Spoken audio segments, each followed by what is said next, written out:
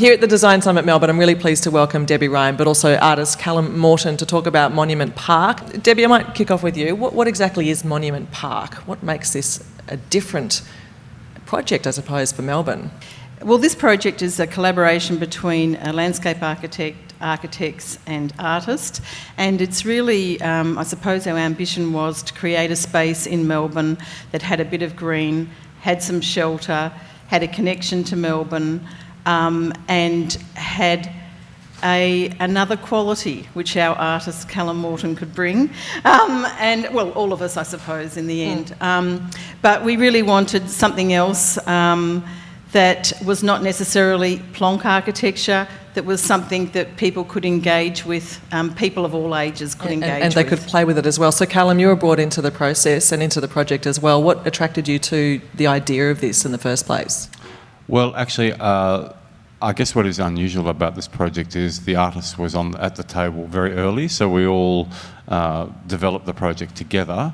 It was an artist-led project, so it was a sort of standard artist commission, if you like, in public art terms, but MCR had been working in the Quays for a long time, and indeed on this site had done many proposals for this site, trying to resolve, reinvent this site, if you like. Victoria. So I came in through a competition with an idea to essentially make, at the time, what I was calling a concrete rug, so a kind of a new topography over the site to kind of unify the borders of the site, and with a particular idea, which was to put sculptures underneath that rug that would create spaces in which people could, kids could play, or new worlds could be discovered, and so on and so forth. And when you say you needed to resolve the site, what was the problem with the site in the first place, Debbie, that needed to find that resolution? Well, I mean, there's been a lot of complaints about the Docklands, about how there's nothing really for young people, old people, nowhere to sit, and that retail was failing, essentially. And it was hard to make retail work. And when we went there was some, very big obstructions, I suppose, to the retail. So one of the first things we thought of doing was actually removing those and opening up the retail to this space. And it was also about creating an area where people could sit and have a cup of coffee or not have to spend money, if you like. They could buy a sandwich, they could buy a coffee, and they could sit around here and enjoy it.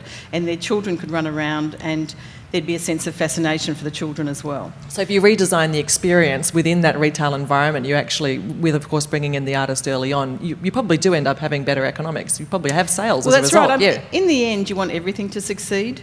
And I think that's the wonderful thing that people don't understand that art can even do, and architecture and landscape architecture. Design can actually really energise spaces, and in fact the retail that's just in the Quays now is actually doing very well. So it has worked, and people are using it, and not always in the ways we want them to, the skateboarders and whatever. But did you expect that to happen, the skateboarders, Callum? Well, there's always a conversation with public art about how you can design things to resist that. I like the skateboarders, actually, and certainly with this, we didn't think there was going to be a kind of problem with it. But the thing about skateboarders is that they have an uncommon kind of genius for occupying extreme spaces, and so they have managed to, I think, scale one of the biggest ones a number of times. So we have had to actually alter it for that because they were damaging the work. But yeah. Could you talk though a bit more about, I mean, you mentioned it before, but being brought early into the process for something that is essentially on, we're talking about ground plane, landscape architecture and how people inhabit a space, to have you there at the start and how that changes the experience, even looking to the future, what benefits does that bring to the design process? Look, there are so many different ways of approaching public art. But I think Robert Smithson many years ago famously did a project that wasn't realised, where he was brought into the project, at the beginning. It was for an airport. And similarly with this one, the idea that we could have those conversations early, that the artist was instrumental in driving what that space could be, and everyone working together happily for a kind of greater benefit. I think the resistance was to something that was just simply a plonk.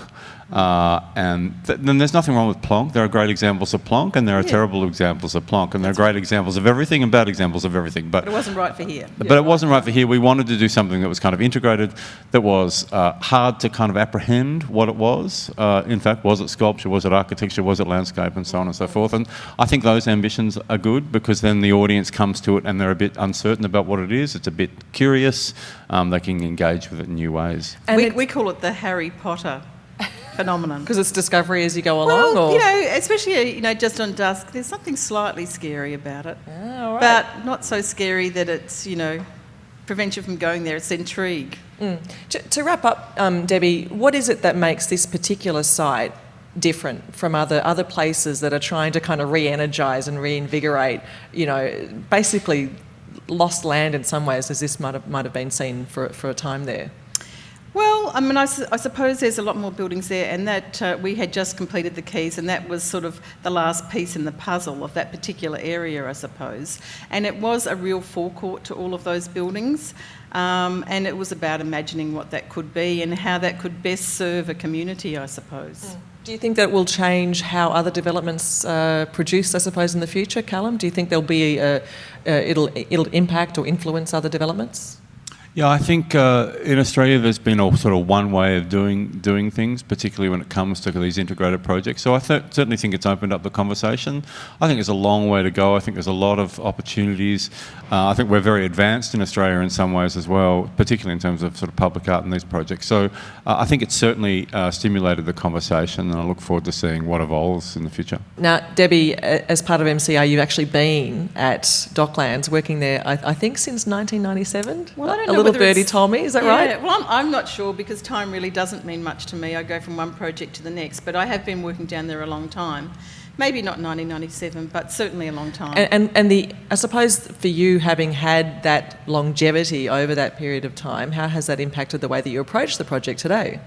Well, I think that, you know, by working on that site for a long time, you gain certain understandings of the site, and you also have a greater understanding of the politics and also the social aspects of that particular area, I suppose.